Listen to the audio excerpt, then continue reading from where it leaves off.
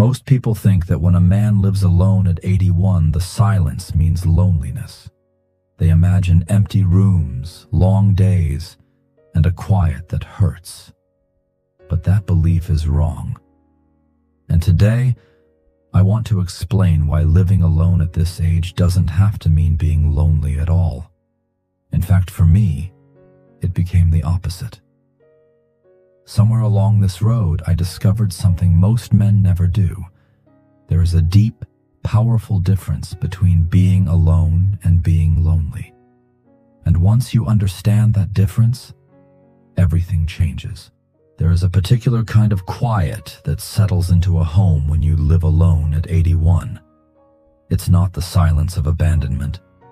It's the silence of space. Space to think. Space to breathe. Space to finally hear your own thoughts without interruption. Society often looks at men our age and assumes solitude is a failure, something to be pitied. But that view comes from people who have never learned how to sit comfortably with themselves. Stay with me, because in a moment I'll share the first realization that completely changed how I experience my days.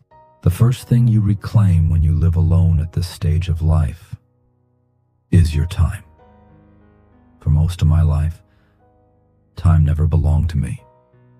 It belonged to work, to responsibility, to family needs, to expectations. I was always needed somewhere, always solving something, always adjusting myself to others. But now, my day unfolds on my terms. I wake up without explanation, without negotiation. That freedom is not small. It's powerful. Many men fear solitude because it removes distractions. And when distractions disappear, you are left with yourself. At 81, I no longer fear that meeting. I welcome it. Here is something important many men don't realize. Loneliness doesn't come from being alone. It comes from not liking your own company.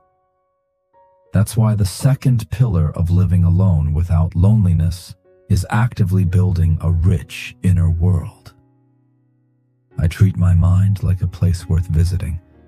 I read books I never had time for. I watch documentaries that spark curiosity. I learn small new skills, not because I need to prove anything, but because curiosity keeps the spirit awake. As long as your mind is engaged, you are never truly alone. And in a few minutes, I'll share one daily habit that keeps my spirit sharp even as my body slows down. Another myth about living alone at this age is that it leads to disconnection from others. In reality, it did the opposite for me. Living alone made my relationships stronger. When I spend time with my children, grandchildren, or friends, it's not because I'm escaping silence. It's because I genuinely want to be there.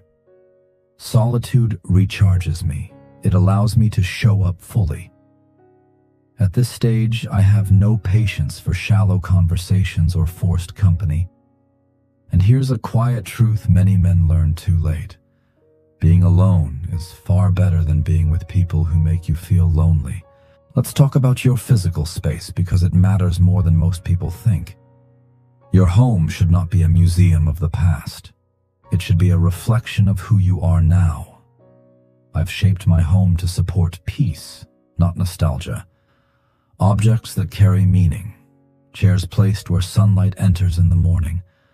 A workspace ready for small projects. This isn't about decoration. It's about respect.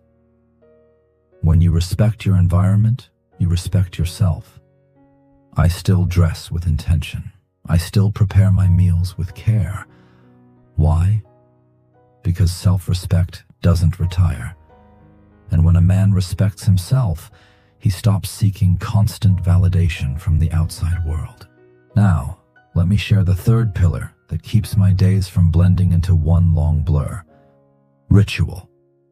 Without work schedules or constant demands, time can lose structure.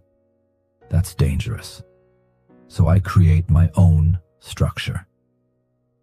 My morning coffee is not rushed. It's a moment of gratitude. My daily walk, even if shorter now, is not exercise alone. It's awareness.